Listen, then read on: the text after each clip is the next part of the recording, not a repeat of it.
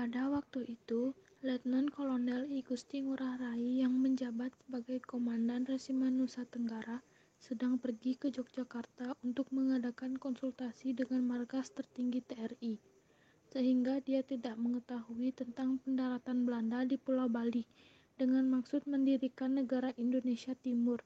Di saat masyarakat Bali sedang menjalankan aktivitasnya, tiba-tiba datanglah pasukan Belanda kurang lebih 2.000 tentara dan menguasai Pulau Bali. Mendengar kedatangan Belanda, rakyat Bali ketakutan dan berteriak histeris. Hari ini, pulau ini adalah kita. Jadi, mulai dari sini kalian semua tunduk padaku. Mari kita kembali ke markas.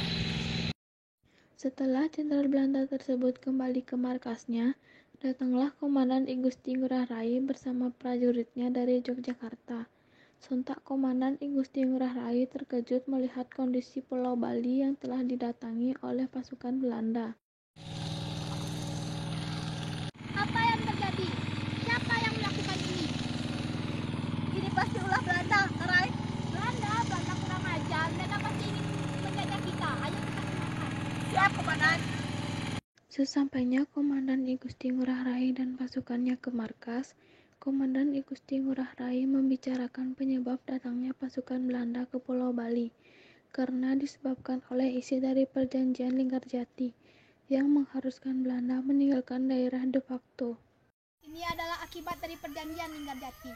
Apa? Perjanjian Linggarjati? Maksud Komandan, surat dari pusat. Ya, surat dari pusat yang berisi tidak mengakui wilayah Bali sebagai wilayah Indonesia. Apa sebenarnya Komandan? Kenapa kita tidak diakui? Tenanglah, ini juga pasti ulah Belanda. Belanda pasti ingin memecah belah kita. Saya buktikan kepada pusat bahwa kita juga berjuang untuk bangsa Indonesia. Sedangkan di markas Belanda, Jenderal Belanda sedang menyusun rencana untuk membujuk Komandan I Gusti Ngurah Rai agar mau bekerja sama dengannya. Mencari cara agar para menyebar itu mau bergabung bersama kita. Kenapa harus bergabung bersama kita? Mereka kan hanya berguna untuk majalah foto kita. Apa tujuannya untuk kita? Nah, itu namanya strategi. Sudah, saya sudah meminta kalian untuk tidak berkelahi di sini. Bali harus ada di tangan kita. Itu akan memudahkan kita untuk menyerang Indonesia dari arah timur. Oh, kalau begitu kita acak saja mereka, Jenderal. Atau kita bawa saja mereka ke markas kita. Apa itu yang kalian sebut dengan membujuk? Jika iya, mereka akan menyerang kita. Jenderal, bagaimana jika Jenderal bertemu dengan para mereka lalu membujuk mereka agar bergabung dengan kita? Saya pikir itu ide yang bagus. Saya akan menemui mereka melalui surat. Setelah Jenderal Belanda menulis surat, lalu surat tersebut dikirim ke markas pasukan Bali. Sesampainya surat itu di tangan Komandan I Gusti Ngurah Rai, emosinya memuncak ketika membaca isi surat yang ditulis oleh Jenderal Belanda tersebut, yang berisi bahwa Jenderal Belanda ingin melakukan perundingan dalam pembentukan negara Indonesia Timur. Komandan I Gusti Ngurah Rai akan menjadi pemimpin negara ini di bawah pemerintahan Belanda. Komandan, ini ada surat dari Belanda. Ada apa, Komandan? Mereka mengajak kita bergabung dalam pembentukan negara Indonesia Timur. Mereka pikir kita pengkhianat. Setelah membaca isi surat yang ditulis Jenderal Belanda, Komandan I Gusti Ngurah Rai lalu meminta prajuritnya untuk mengirim surat balasan kepada Jenderal Belanda, yang berisi bahwa Bali bukanlah tempat untuk melakukan perundingan. Jika Jenderal Belanda ingin melakukan perundingan, silakan katakan kepada pusat Yogyakarta, karena rakyat Bali bukanlah pengkhianat bangsa. Membaca jawaban dari komandan pasukan Bali, Jenderal Belanda naik pitam, lalu Jenderal Belanda tersebut menyuruh salah satu prajuritnya untuk memenggal kepala pembawa pesan dan mengirim potongan kepalanya ke markas pasukan Bali. Di markas pasukan Bali. Apa ini? Ada apa? Apa itu? Belanda kurang ajar. Mereka pikir kita akan diam saja sambil diperlakukan seperti ini. Ayo kita hadapi mereka. Siap, Komandan. Pada saat malam hari, Komandan I Gusti Ngurah Rai bersama pasukannya, Ciung Wanara berhasil memperoleh kemenangan dalam penyerbuan ke Tangsi Nica di Tabanan. Saat telah memasuki markas Belanda di Tabanan. Di mana kaparat-kaparat itu? Kau cari ke sana dan kau cari ke sana. Siap, Komandan. Jenderal Belanda marah ketika mengetahui pasukannya telah dikalahkan I Gusti Ngurah Rai dan pasukannya. Para monyet Bali itu kurang ajar. Kita harus memikirkan cara untuk mengalahkan para monyet Bali itu. Bagaimana bila kita serang balik mereka? Itu ide yang bagus. Mari kita serang balik mereka. Siap, Jenderal. Sebelum I Gusti melakukan long march ke Gunung Agung, ujung timur Pulau Bali, di dalam rumah I Gusti Ngurah Rai berbicara kepada istrinya. Ada apa? Mengapa kau gelisah? Tentang Belanda, mereka sudah pergi. Perasaanku tidak tenang. Tenanglah, Dek. Di tengah percakapan I Gusti dan istrinya, dari luar seorang prajurit Bali berteriak. Ada apa?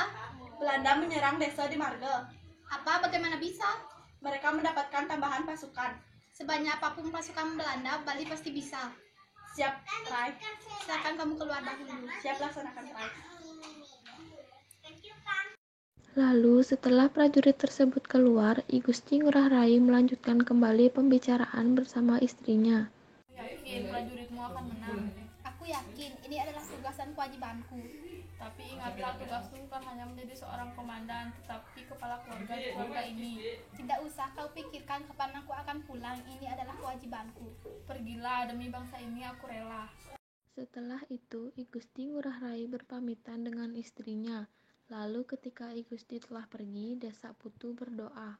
Tolong jaga suamiku demi keamanan Bali, negeriku dan keluargaku. Sesampainya di markas pasukan Bali, Komandan I Gusti Ngurah Rai berusaha untuk menyemangati pasukannya untuk mengalahkan pasukan Belanda. Harus mengusir para penjajah.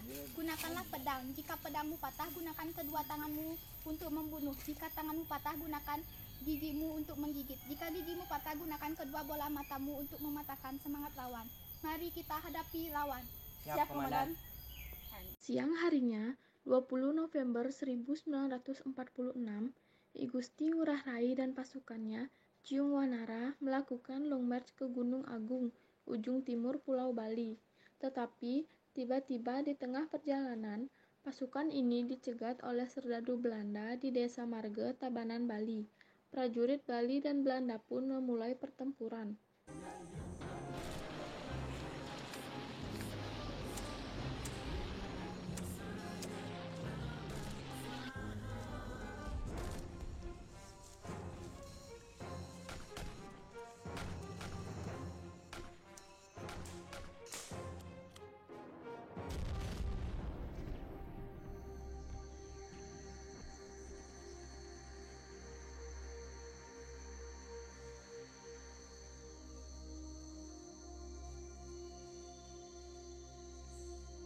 Terjadilah pertumpahan darah antara pasukan Bali dan Belanda. Sayangnya, pasukan Bali kalah karena jumlah pasukan Belanda yang lebih banyak dan persenjataan Belanda yang lebih maju dari pasukan Bali. Belanda juga menggunakan bom dari pesawat udara. Komandan I Gusti Ngurah Rai akhirnya meninggal di tangan Jenderal Belanda dengan 1 kali tembakan pistol. Perang sampai habis atau puputan inilah yang kemudian mengakhiri hidup I Gusti Ngurah Rai. Peristiwa inilah yang kemudian dicatat sebagai peristiwa puputan Margerane. Malam itu, di Marge pada 20 November 1946 adalah sejarah penting tonggak perjuangan rakyat di Indonesia melawan kolonial Belanda demi nusa dan bangsa.